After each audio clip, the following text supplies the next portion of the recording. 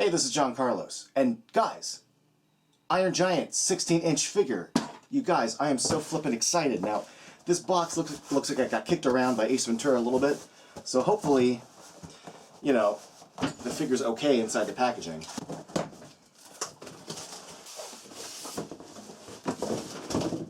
Alright, here's a look at the packaging, which includes a little Mondo exclusive sticker on the bottom left. And I dig the packaging for this. I like the kind of foresty silhouette that follows the entire lining of the packaging. And then you get to the inside, because there's a little magnetic little latch on the side here. And this little foam drops out. It's where the Giant's being stored. And you can see there's some little writing on the inside, description of the movie, and the silhouette of the Giant and Hogarth. So there's two foam trays in here.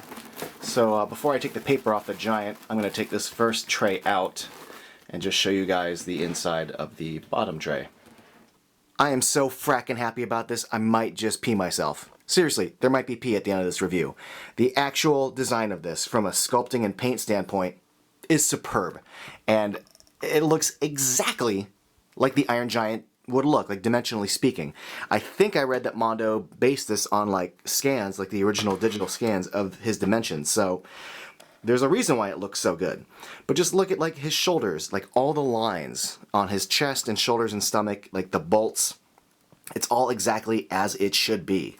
And just like the paint, I mean, there's not a lot of different colors to be used, but you know, his eyeball area does look really clean. We'll turn the light on in the back in a moment. I just want to focus on the sculpt and paint, but like the dent in his head, the bolts on the side here, the separation of like dark gray and light gray.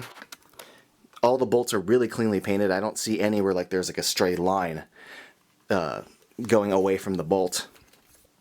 Even if you look at his legs here, just like the little points right below his knees, and there's some really strong details on his feet, the bottom of his feet, and even just this little piston here in the back of his ankle and leg there.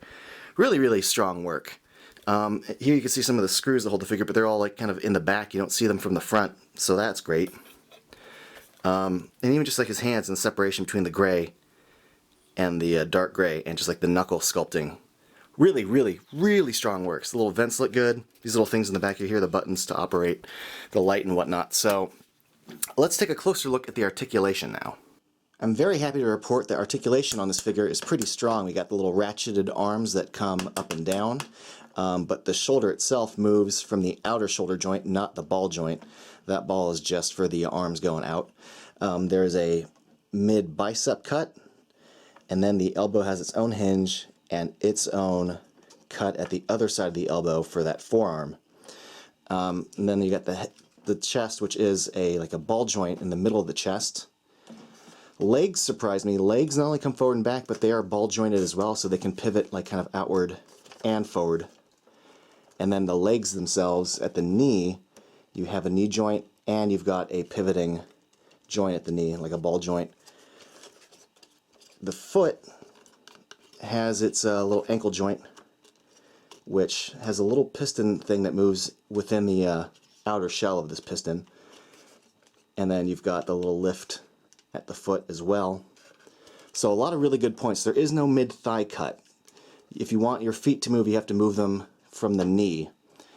The other things worth pointing out are the head, which is just a ball joint on a solid neck, so the base of the neck doesn't move, but you can get his head to kind of tilt up, tilt down.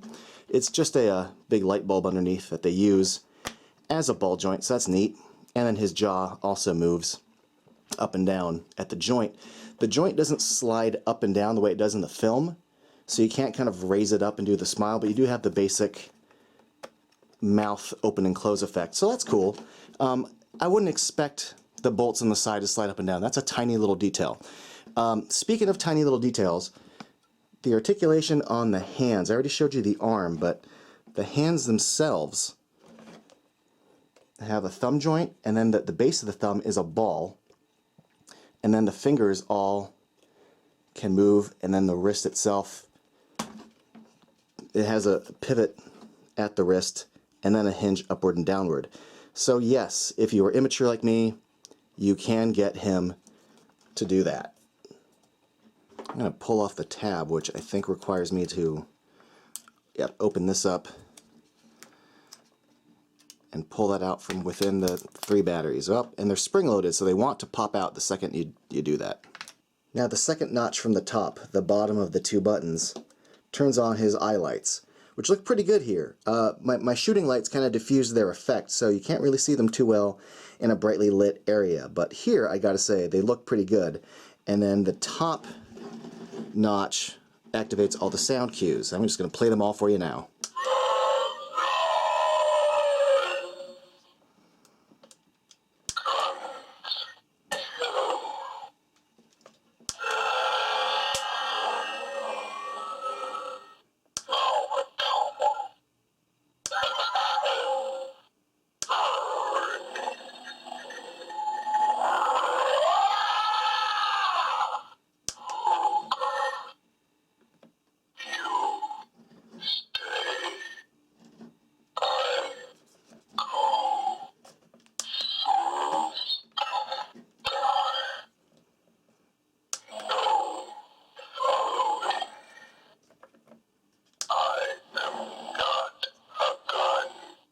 Besides the light-up eyes and sound, the figure also comes with some pretty sweet accessories, including this awesome arm laser cannon, which looks exactly like it does in the film. I think the use of green paint here is really solid. The gray paint is really clean. I love the details of like the little spinny disc on top and the cables from the bottom. This looks superb. What also looks superb is this, the seafood sign, which, like in the film, the S comes off, and like in the film, you can attach it to his chest because there's a magnet that is built into his chest to support that S. We'll do that in a moment. But he also comes with his little angry head, which, you know, matches with his little laser arm. You know, the dent popped out and the little intense eyes with the irises closed, and he's got the teeth sculpted in. The teeth do not retract like they do in the film, but I wouldn't expect them to. That'd be like a lot of work to make, and I would want to pose him with the teeth out anyway. But this looks really good. Speaking of teeth, you could also have him munch on this little piece of busted up metal. And lastly, well, second to lastly, we'll get to that, there's a little tiny Hogarth, which looks great, especially considering how small this is. Like, the detail for the paint on his eyebrows, his eyeballs, his hair, the black and red separation on his shirt. Really impressed by this, considering, if you look at my hand, how just tiny it is. Lastly, this is the extra lastly. That was all the regular accessories. This accessory is exclusive if you ordered the Mondo exclusive edition. Is his little wandering hand from the film when it gets loose in his house and kitchen and whatnot. There are no joints. It is kind of just like a sculpted singular thing that you can pose on a surface, but it is nice to have and put next to Hogarth. Now here's a close-up look at Hogarth seated. One problem I'm having is that, well, he doesn't stay seated. Now when you put him in the hand, you can angle the Iron Giant's hand slightly downward to support the lack of balance on this, but you know, you can also prop him against this hand here so that the hand's like sneaking up on him. But I gotta say, the hand and him together look really cool, and just all the little details within the hand when it's just placed on the ground, you can see how it lines up really well. It looks like it's in a natural seated about to mess with Hogarth position, so I dig that. Now the Iron Giant's only got the single elbow joint, which I thought might be limiting when it comes to like getting the metal towards his mouth, like an eating metal pose, but it's actually pretty decent. I mean, the wrist joint really does help a lot. You won't be able to get the metal like all the way in his mouth, but you can get him in a pretty sweet pose where it looks like he's about to eat it and you get the general idea. This is pretty close, so I think that turned out pretty good. Now I'm just going to put the S on his chest, make him Superman. There is a little tiny notch right there in the top of this little arrow. That notch matches the edge of his chest, so there is a perfect placement of the Superman S.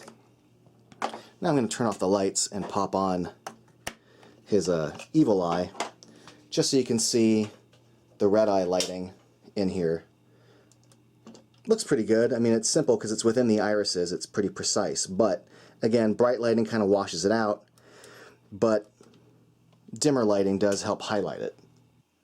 Now, aside from his angry eyes, we can attach his cannon arm. Now that regular arm just slides right off, and that cannon just slides right on very, very easily, and it looks frickin' awesome. Now here are some of the fun poses you can get him in.